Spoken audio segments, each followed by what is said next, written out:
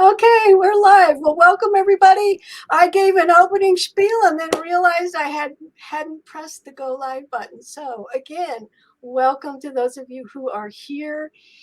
We are here tonight with Robin Melvin, author of the book Uncover Your Divine Design, which launched today. So just really thrilled to have you here, Robin. Um, Go ahead, say hello. Hi, everybody. Thanks for joining us. I'm really excited. This day felt like it would never come because I almost quit so many times. But I'm just so excited to see you all here today and I'm ready to chat. Terrific. Yeah. Okay, well, let me let all of you know that are here. We have actually 4 giveaways tonight. Robin is giving 2 signed copies of her paperback, a journal, and we will also be giving away a copy of the ebook. But in order to be entered to win any of these fantastic prizes, you need to put a comment into the stream. And during the evening, we will be looking at the comments. If you have questions for Robin, by all means, put those in the comments so that we can put them up there for Robin to answer. And I guess let's just get started. I'm going to throw a really tough question at you right now, Robin. Okay. You mentioned earlier about the burden that lifted off when you finally had the manuscript done. How long was the book actually in process? Wow.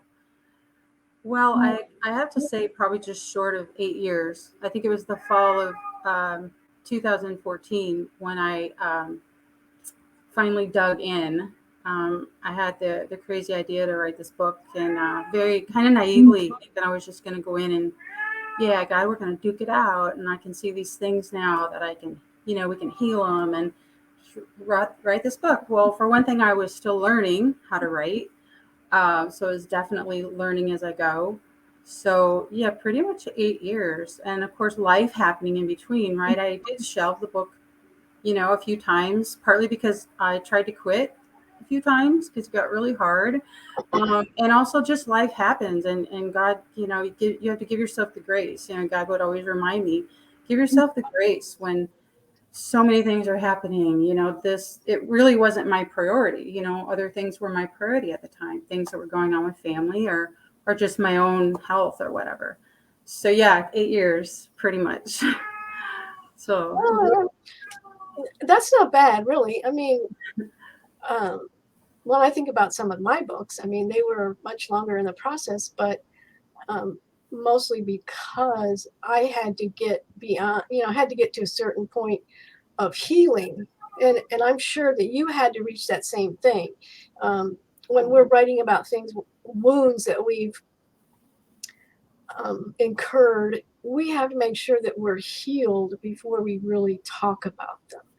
So yeah. that's a really good point because I'm glad you brought that up. That was a huge factor in it taking so long as well, because I literally walked through this book step by step. I mean, every word, everything I wrote was me learning it and living it and getting healed of a lot of things and growing, yeah, in my faith. So That makes it hard. I mean, it's nice.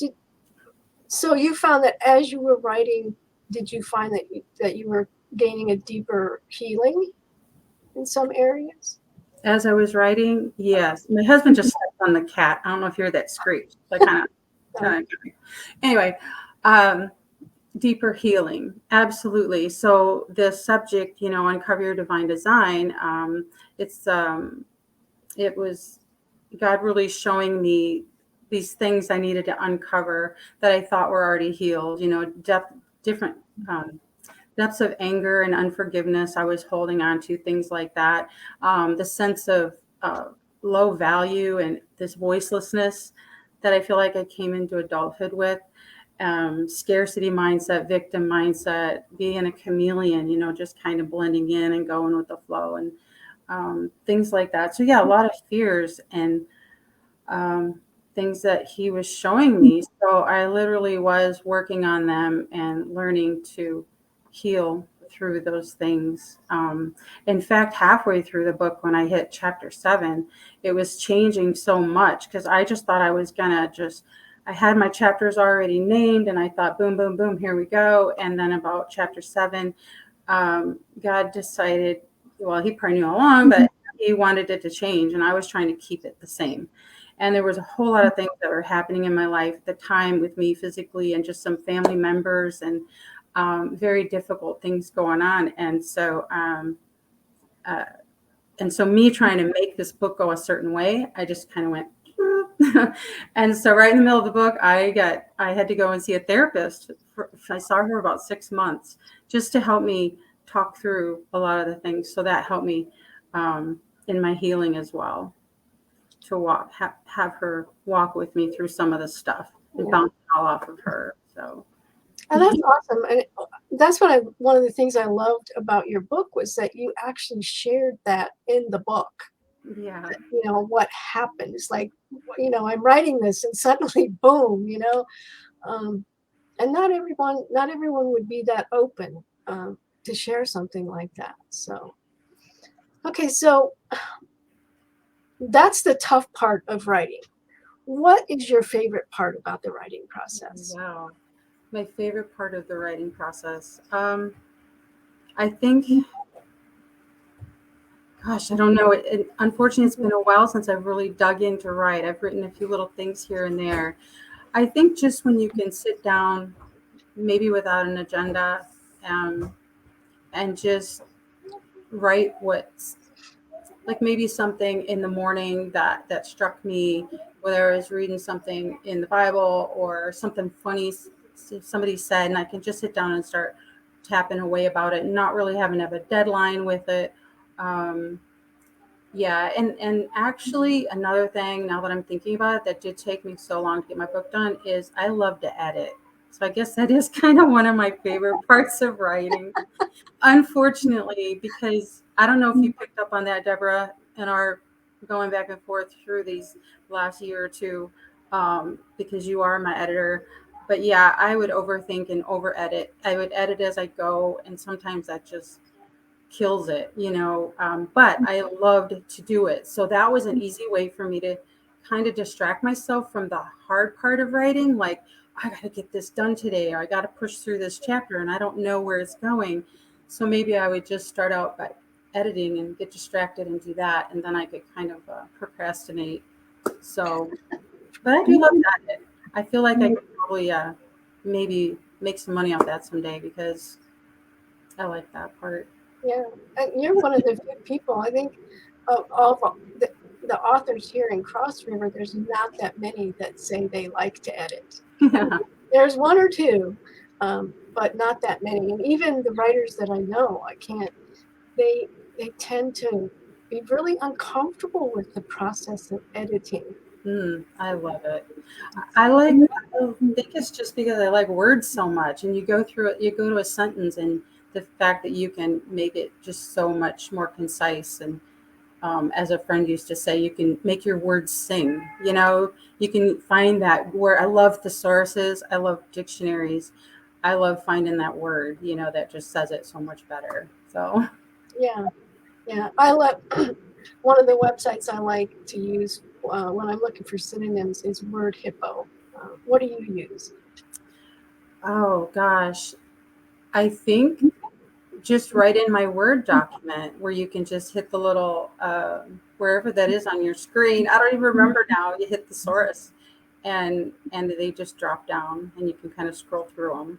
That's pretty much it. But I do have my hard copy of my Thesaurus, the big yellow, hard copy that I would open that every now and then too, to leaf through the pages because I like that as well. Kind of homeschool, or not homeschool, old school. Old school. Yeah. Real paper. It's tough for me to think that that's old school because that's really what I prefer. Yeah. And some books just totally do not work on Kindle. I have a manual that I use in editing, and I only have it in Kindle, and I absolutely hate it because I have to search. I have to do a search. I can't just run to the index, right? I don't know.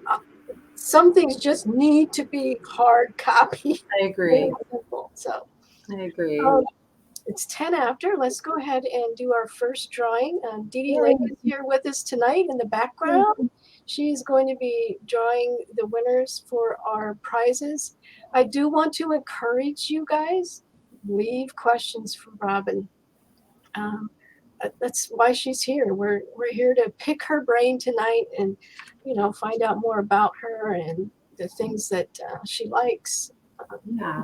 Uh, Don't be just shy, y'all. Type something in there. there you go. Yeah. You're not going to win unless you get in there. So just do it. Okay, so our first winner is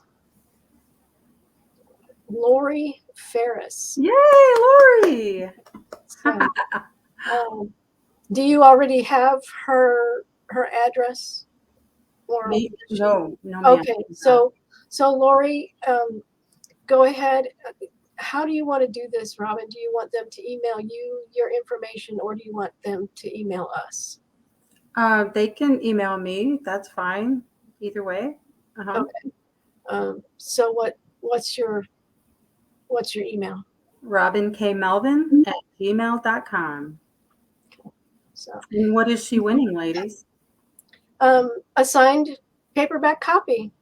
So Yay! That's awesome. Edie, if you could go ahead and put that in the comments section for Lori, reply to Lori's comment or something, so she's got that ad. Yay.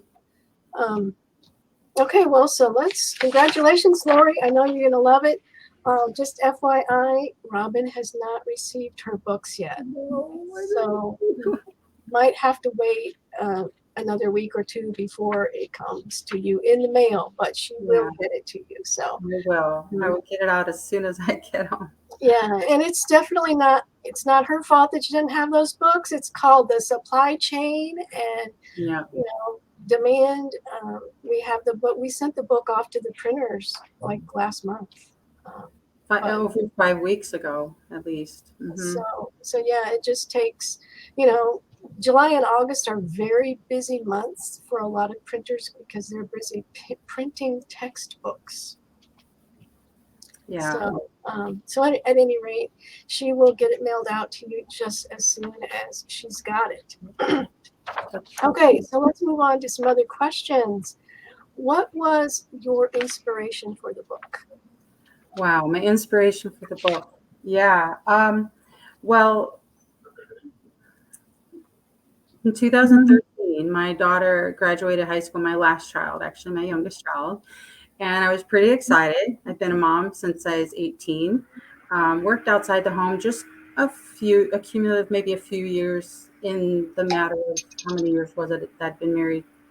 25 years by then? I don't know. I can't remember. But anyway, it did take a long time. Military wife and just had a lot of things going on as moms do. We get caught up in um, the things that we do and who we do it for. It's just our job. It's what we do. We're nurturers. So when she graduated, I was pretty excited to kind of figure out something else. Like what am I going to do in the next season of my life? I was 49 years old and very excited, but I was just all kind of tangled up. I had some ideas of what I wanted to do, but couldn't decide. And it really became apparent to me that I feel like this is not right. I shouldn't be this fearful of stepping into something. So I was talking to a friend. She's actually a clinical psychologist, so that's a bonus.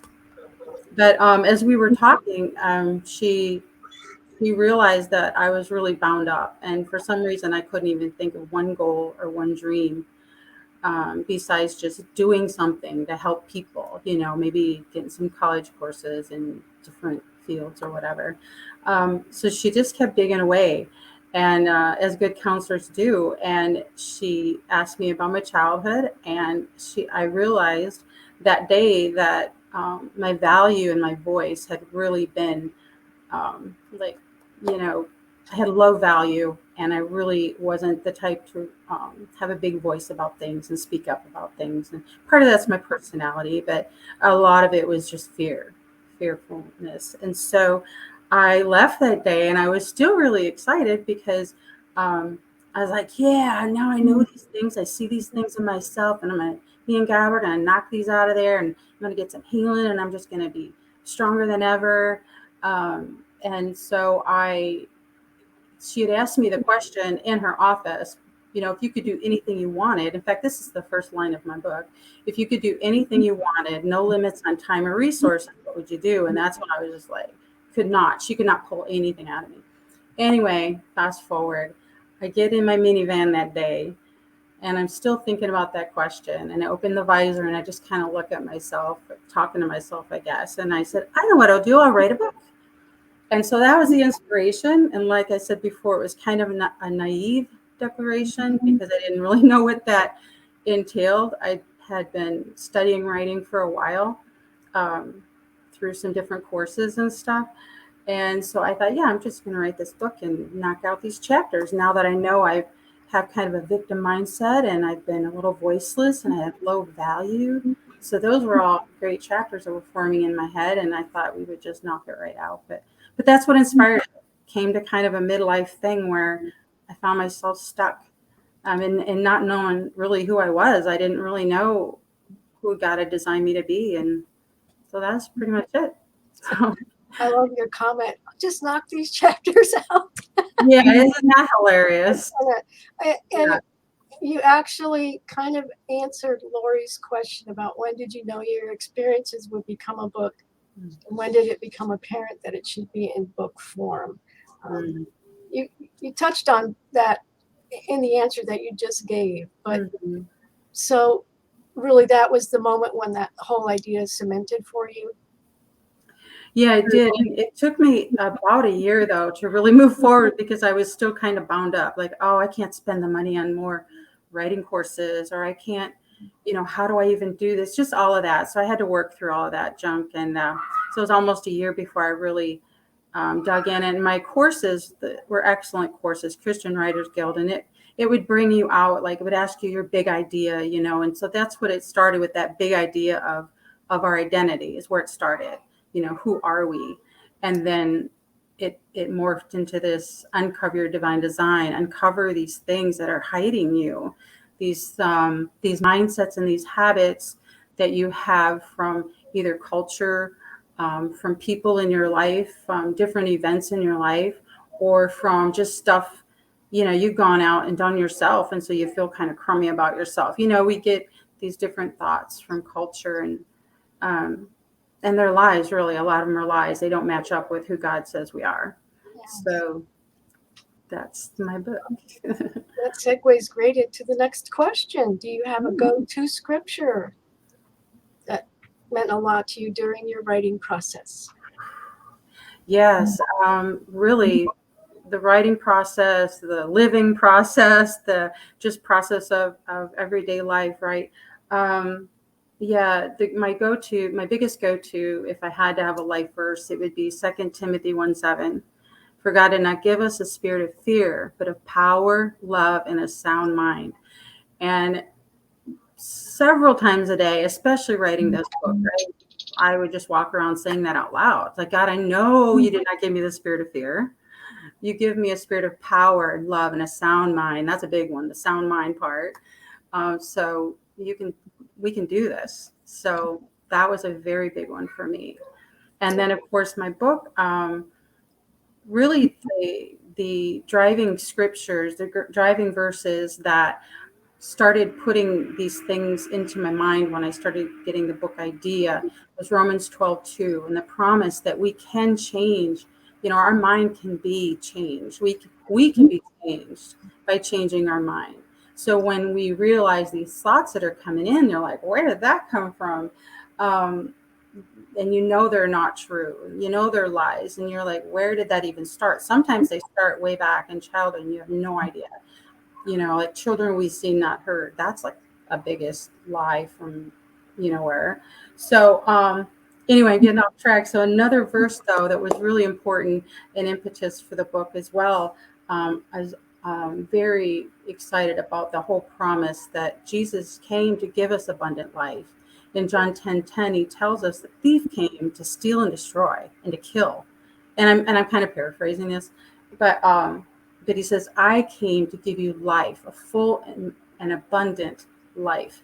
And so I grabbed onto these promises because when I first decided that I really needed God in my life way back in 1990, and I said, okay, God, here I am. Jesus, be Lord of my life. I was so adamant to just start, sorry, but kicking butt and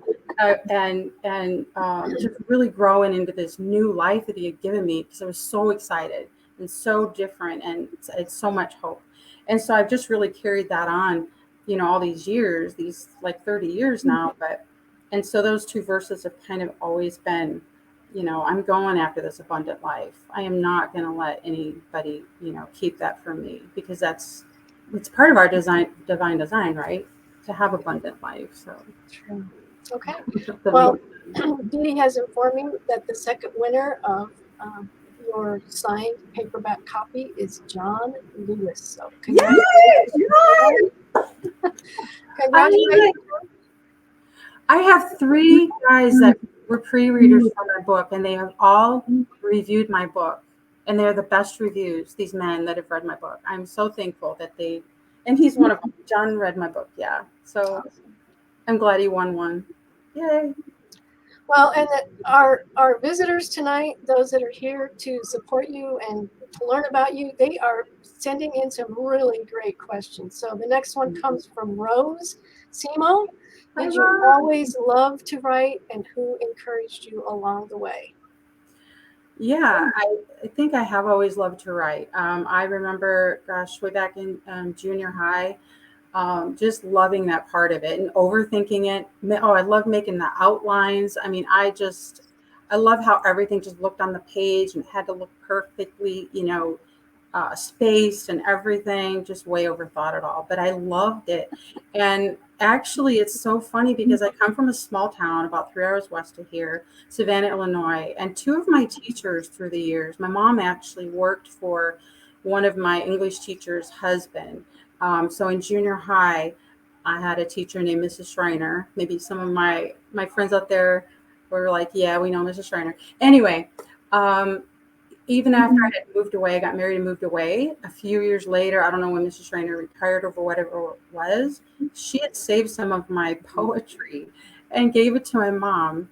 And there was another teacher, Mrs. Bogue, and she did the same thing. It was so strange. Like years later, she shows up with these pieces of writing that she had kept of mine, so I guess there was always something there. And so when we moved here we moved from Texas and came here 17 years ago, we had only one child in the house. After that, I wasn't doing all the Sunday school and children's church, all these other commitments I had. And so that's when I actually picked up, I decided to pursue that passion again, to write, and started in 2008, started with some courses that I had heard about on the radio and stuff like that. So, and the people along the way, my cheerleaders are my husband, and I guess, yeah, those teachers from a long time ago, and gosh, my sisters, and I just have a lot of people. My children have just been such amazing cheerleaders for me, and yeah. That's great. Yeah. Okay, so we have a question from Donna Mandel that, Robin, I know this isn't one that you can answer. How did you decide on the cover of the book? Donna, the cover of the book, if you want to go ahead and hold up your copy, Robin, because I don't have a copy myself. Well, and this one is different. It's the color is different, and it's not glossy. This was just one of my proof copies. So now the new ones are going to be not glossy, and they're going to be more blue than black. But this is for now the cover. No gray stripe across the top. That's how Amazon sends out their proof copies. So yeah. The cover is the brainchild of our president and CEO of Cross River, Tamara Clymer. She does the majority of our book covers, and she does such an amazing job, I think. Yeah. I think she does. She questions her own ability, but I think she does a great job. So.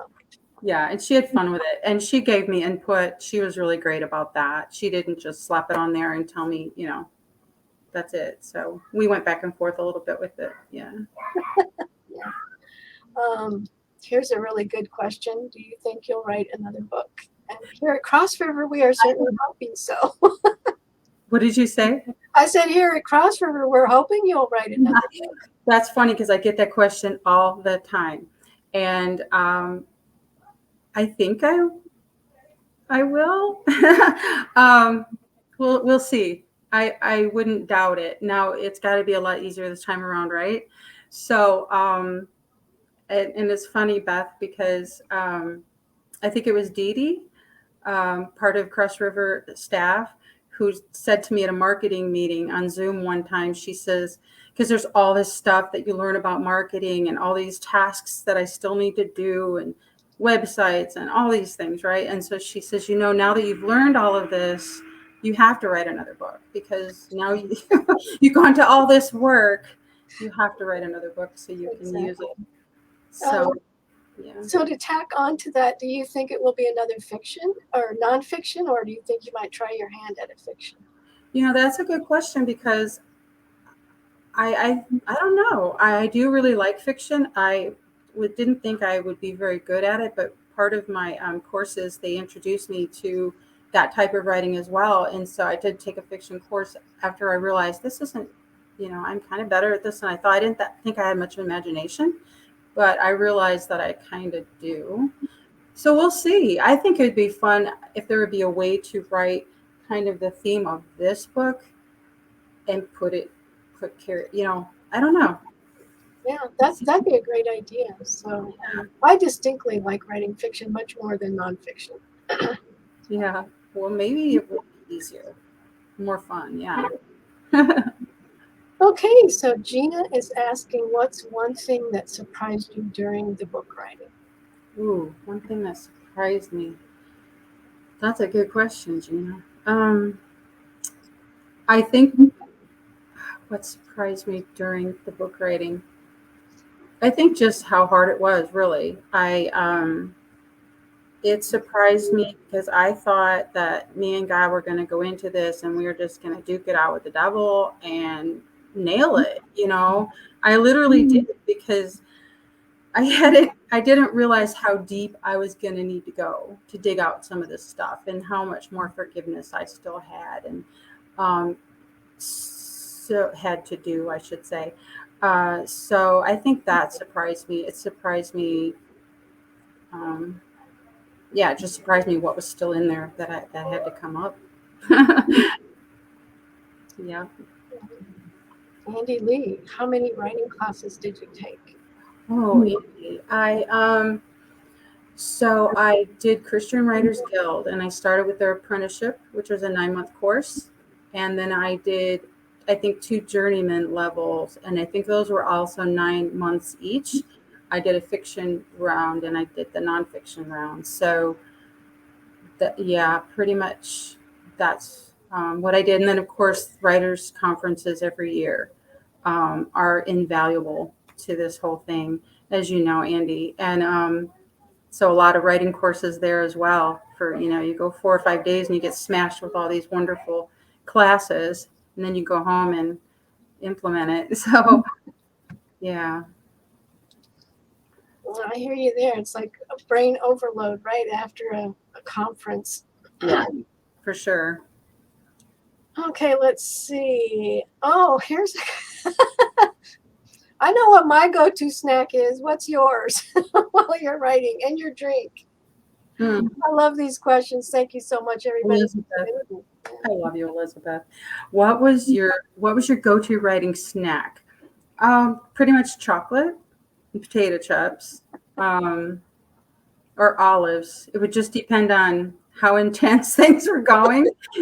I could just sit and eat a half a jar of olives. There's just something about those things. But yeah, chips and chocolate. And my drink, what favorite drink you sipped on during your writing time? I drink a lot of water, but I would do a lot of tea, hot tea. Unfortunately, I'm hyperly sensitive to caffeine, so I pretty much just have about 1 cup in the morning of half decaf. But every now and then I'll sneak in a little little 4-ounce decaf or something while I'm writing with a little extra cream or something. But yeah, a lot of chocolate. Well, and you're saying olives. I mean, that kind of floors me. So were they green or black? Oh, green. Green. Yeah. You don't like olives, Deborah? I like black olives. Okay. The green olives that I grew up with were the kind that were stuffed with pimento. And Yeah. oh, that pimento was awful. It's like, Mm. ugh. Just something, they would just hit something for me when I'm sitting there trying to, something stuck. I'm trying to write and I'm just like, and I give me that jar of olives and it just really helps. Yeah. I like Chex Mix. There you It go. doesn't, yeah, it's there. It's easy. It doesn't. I don't have to worry about it spilling and getting into the computer. It doesn't make my fingers all yucky or anything like that either. So, and coffee definitely for me, but I've switched to decaf. So, the winner of the journal is Gina. Gina, I hope I pronounced your name correctly. Pascarella Fogel. Pascarella Fogel. She has. Oh, that fits her. She is. Journal, and she has a question. This is a good question, and I think probably every writer maybe has gotten to this point. Did you? Did I ever want to give up? Yes, many times. I really did. I wanted to, I actually begged God, but I knew in my heart I wasn't going to give up. I couldn't give up, partly because I had already invested so much blood, sweat, and tears and time into it. But I knew that I couldn't give up.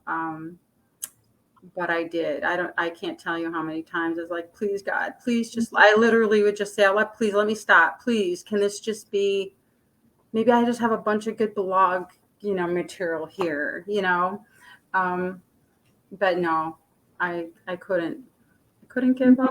And like I said, I did shelve it a few times. There are times when you just have to, whatever project you have going on in your life, whether it's writing or something else, you do have to give yourself grace and just set it aside sometimes when there's other priorities. And I really did try to always make my family and other things, that a priority at times. Really it was, I just went family and then writing, or family, friends, and writing, depending on the day. But yeah, I tried to keep it in order so that I didn't get, imbalanced there. But and it's really easy to get unbalanced. Yeah. Yeah, it really is. And probably that way for anybody, no matter what profession they're in. But it just seems like more so for writers. I'm not sure why. Well, it's a very isolating. It can be a very isolating job because you're in your head so much, and particularly with the things I was writing, I had to think back and relive some of these things and these events in my life, and it really wasn't fun, but it was needed. But yeah, you can just be a lonely thing being a writer because no one can quite get what you're doing. They can't quite understand how much it takes out of you, and no one can do it for you, especially when you're writing your story. Yeah. And I think, Deborah, you probably find that with being an editor, you can just keep working and working and working because you have so many projects right now, and you kind of forget to take some me time. Well, yeah, I mean, it's definitely easy for me because I'm single. All my kids are grown, and so I don't have anybody that I need to take care of other than myself. And we grew up. I mean, age-wise, there's some difference in our ages, but we still grew up at a time when me time was, it was wrong. I mean, Right. you're being selfish. Oh, you're doing it. And so You're supposed to be Superwoman. Yeah, so it's just really easy for me to say, that can wait. And yeah, I could see that. That would be easy to do. balance, yeah. So, John has a question. I think probably when you got halfway through the book, you kind of got to this, right? When you got to chapter 7, that you hit this unexpected discoveries, right? Oh my goodness. There were so many unexpected discoveries. See, John's read the book, so he knows what he's saying here. So definitely unexpected. Like I said, I got about to chapter 7 and it started changing on me. I didn't want it to. But I had to just let it go. So what happened was there were just so many things going on in my life. And God was just really wanting me to go back to these things that I had read a couple years prior about adult children of alcoholics. And when I had first read it and done that research, I stuffed it away because it scared the heck out of me, because I checked yes to probably 25 out of the 30 characteristics. I don't remember, but I was like, whew, it was too much. I didn't even know that was a thing. And I thought, oh, could that really be still affecting me? I've been a believer all these years and I've had so much healing, and I'm just, I'm happy and I'm doing fine, but then I realized that that was a lot of the source of a lot of my things, the things that I had to uncover, the victim mindset and the walking on eggshells, and, not using my voice when I should be, being confident, things like that. So that was something I had to take back out grudgingly. I took that back out and I did incorporate that into the book. I hadn't ever intended to. I didn't want to. Not that I was ashamed of it. It was just like, no, I'm on this track to finish. I'm not, going back. So then I did need to go back into the book in the first 6 chapters, or especially the first few chapters, and add a couple little things that would make that make sense. And I also, on a side note, I guess when you're talking about revelations and things that came up, absolutely, I realized I started the book. I realized I had a lot of anger still in me toward just a lot of things, not just my dad, who did suffer with alcoholism, PTSD, and depression from doing 2 tours in Vietnam. I was ages, I think, 11 through 18, those 7 years of my adolescence were kind of tough. That's when he had just come back. So there were just these layers of forgiveness, because I had initially forgiven because, I love my dad. He was a good man, a good provider, all those things. And so when I first gave my life to Christ and decided, God, I'm handing my life over to you because I'm messing it up. So let's do this together. Forgiveness was one of the very first things. I'm like, yeah, man, I'm forgiving and all that. I'm doing this. These people and other people and other things that happen, they're not going to have any more power over me. But then as we go along, they're just like the Christian John said, especially when I'm doing the work of this book, it's revealing a lot more things to me of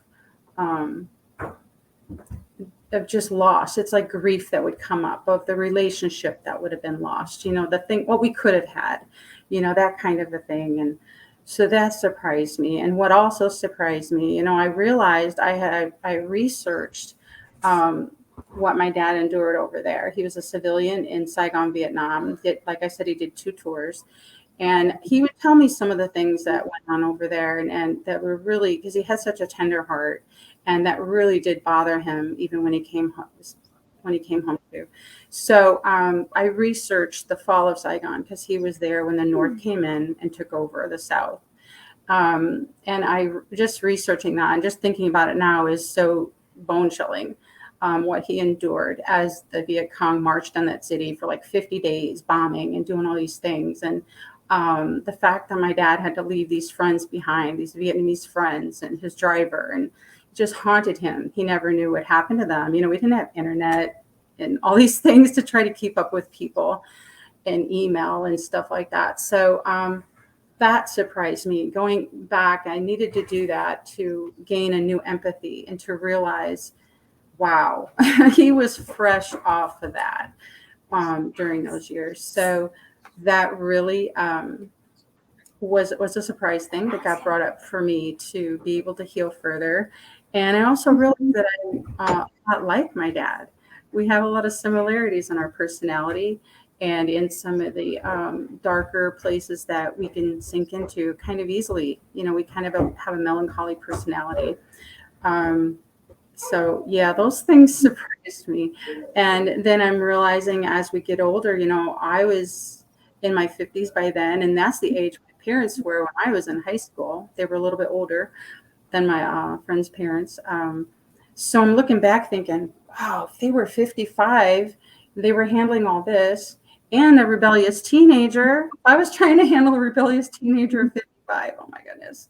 Yeah. So lots of revelations, John. I Wow. could go on and on. I could go on and on. So just have to read the book. Well, there again, I mean, I think in a lot of your answers, you're actually answering other questions in the sense that what was the hardest part of writing? And Oh, definitely, dredging up those nasty memories that you really don't want to dredge up. For me, that's part of for me. I don't know about you. yeah. You wrote a very difficult book as well. Beautiful book. But yeah, Diana's question. In fact, Diana is in my book. I don't know if I name her, but she's the one who asked me. She was the first counselor I ever saw to help me figure out what I was doing. So the very first quote of the book is straight from her. Diana. So the hardest part of writing was, yeah, just I think going through that and enduring, but knowing that I was gonna be better on the other side once I went through it with God and I took the lies I was believing and took the truth of who He says I am and this abundant life that He gives, and be able to transform that. But it was difficult. There were days when, I remember writing about something and it was something at school, something this bully did. Um, anyway, it was a guy. And anyway, so I was writing about that and it was at the time I was also seeing the art therapist. And so I just remember putting my head down on the desk, stomping my feet. And then I remembered her saying, just, get up and go, just go do something else. So I got up, got my backpack, got my journal, went out to the woods at a nearby place over here and just walked and sat down and journaled for a while. Part of that self-care that you just have to get up and you have to give yourself a break. So yeah, I think the hardest part was that, and then just writing on deadline. I not very good at writing on my own deadlines, and Deborah could probably tell you there was probably a few deadline extensions I asked from her too. Yeah. But people would say, oh, my husband said, just make your deadline, make your goals, because he's very goal oriented. And, he was in the military 21 years and he does very good with goals and just set them, and I would do it. But I would put it up there on my whiteboard. Yeah. And in 6 weeks, I'm going to be here. And in 8 weeks, I'm going to be here. It's like, no.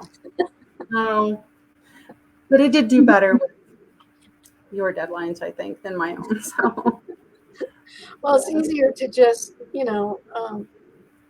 what's the word?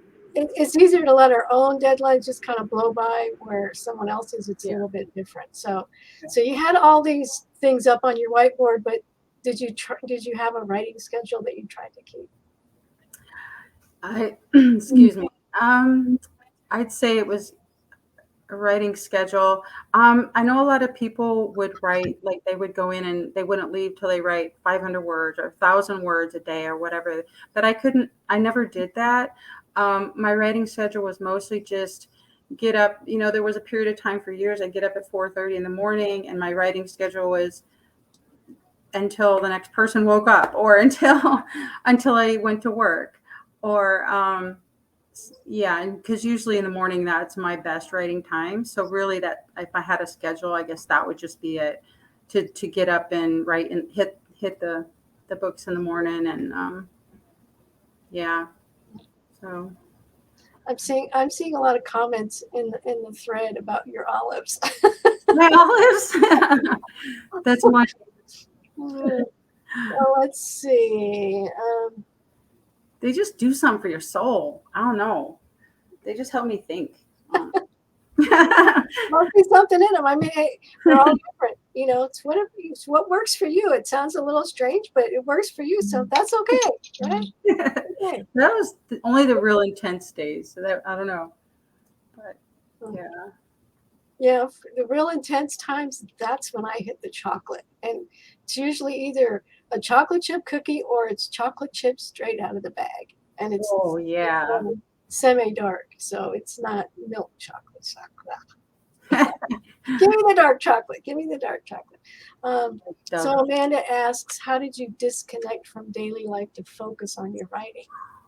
Amanda, my sister-in-law, yay. How did I disconnect from daily life? Wow. That was hard. Because as Amanda knows, there's a lot going on in my life when I was writing this book. Um, disconnect from daily life. Well, like I said, it was easier for me to get up when the house was quiet before anybody needed anything from me.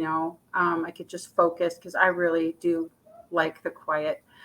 Um, and and Amanda also knows that my husband is not a super quiet person. He can be quiet, but he's a very extroverted person who loves to sing and whistle and all these things and turn on lights. And but no, seriously, to disconnect. I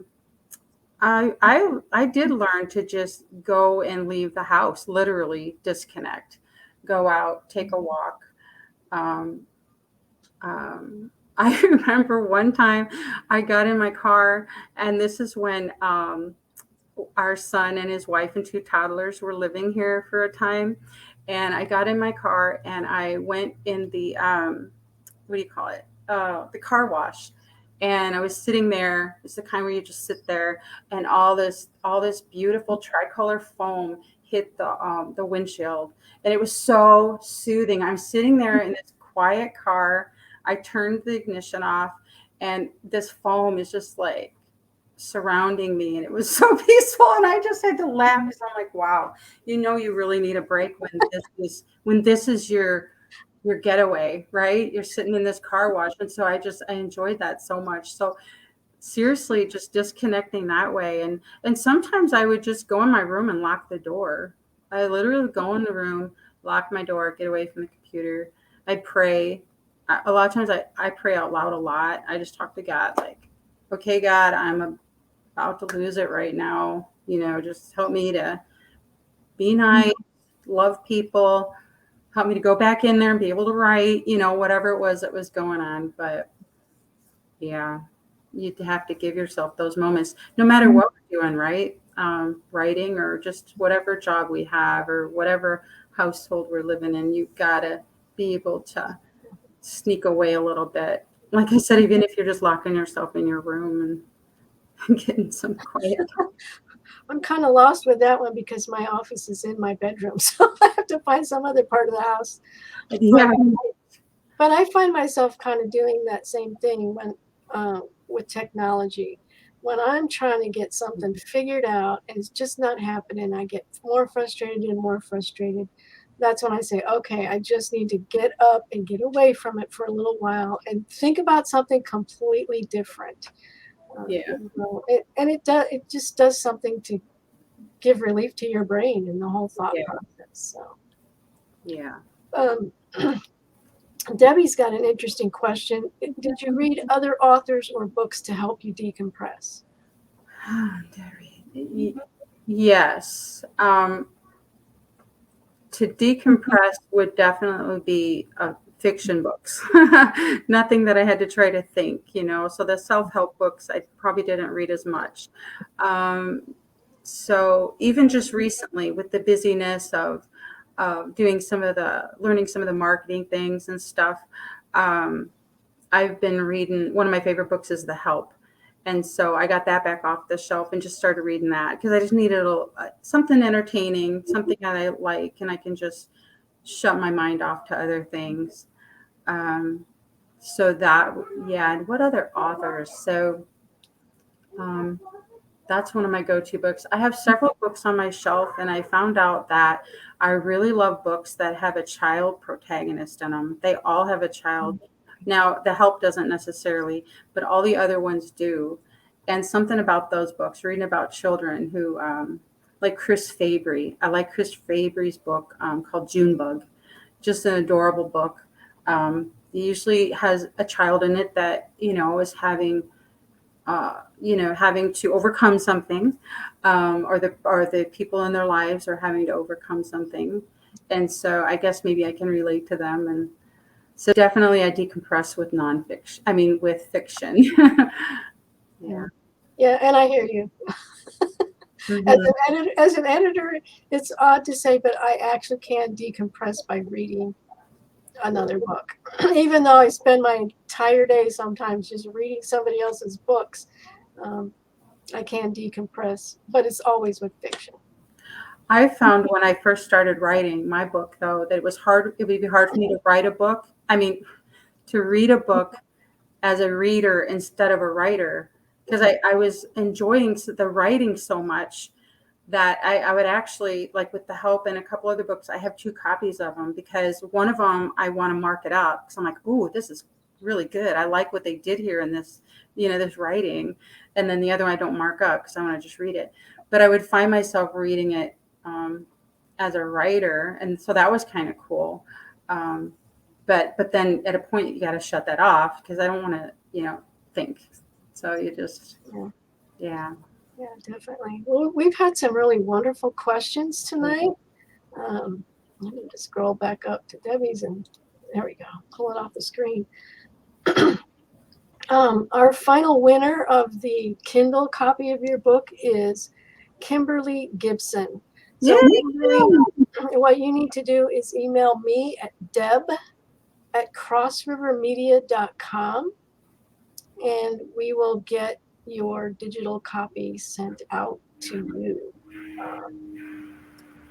We're already at 10 till the hour. Normally we just go for, about 45 minutes, but we've had so many great questions. And Robin, it's been so good having you here tonight.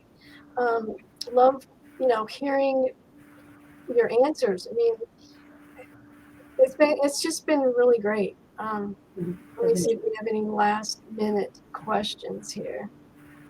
We've had a lot of people saying, yes, write another book. We had somebody actually say, you need to write a book about olives. Right. Olives can never live that one down. Well, if I write a fiction book, I will definitely have to have olives involved. Yeah, you need to put that in your bio. My go-to writing stack.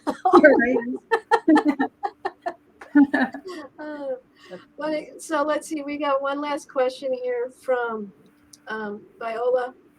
When it comes to writers, who is your inspiration? Wow, when it comes to writers, who is my inspiration? Some tough questions, right? Yeah, it is. I don't know why that should be a tough question, but I guess because I just pay so much attention to the book that sometimes I forget who's writing it. But I would say for nonfiction, I really like, and now his name's going to leave me, Brennan Manning. Wow, the way he writes, and it's just the way he writes inspires me as a writer, and what he writes just inspires me as a person, to just grow as a person. So yeah, I like Brennan Manning, and I can't think of any more at the moment, but that's okay.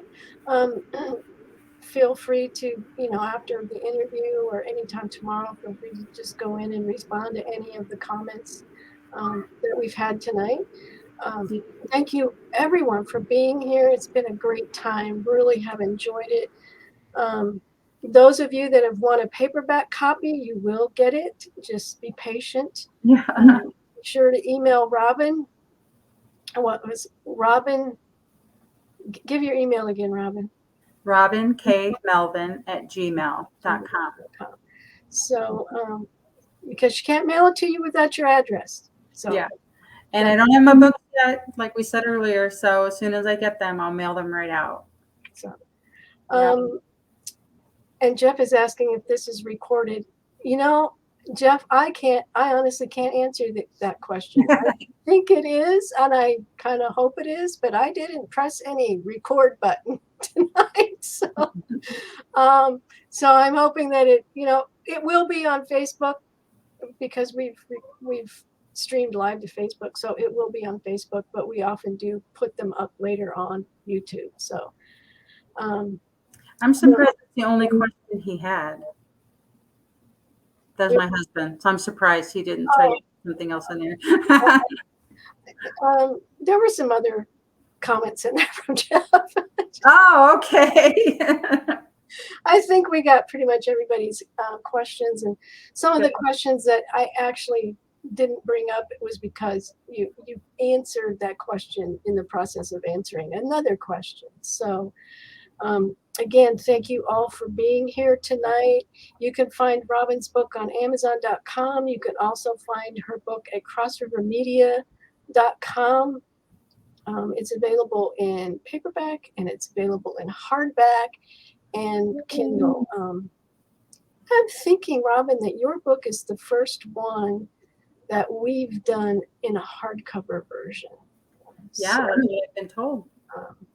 So yeah, that's been a learning curve for us. But at any rate, everyone have rest of the evening. Enjoy the rest of the evening. And again, thank you for being here, everybody. Robin, thank you so much for being brave enough to write your book. It takes courage to write a book that opens you up to what you've opened yourself up to in that book. So it's a wonderful book.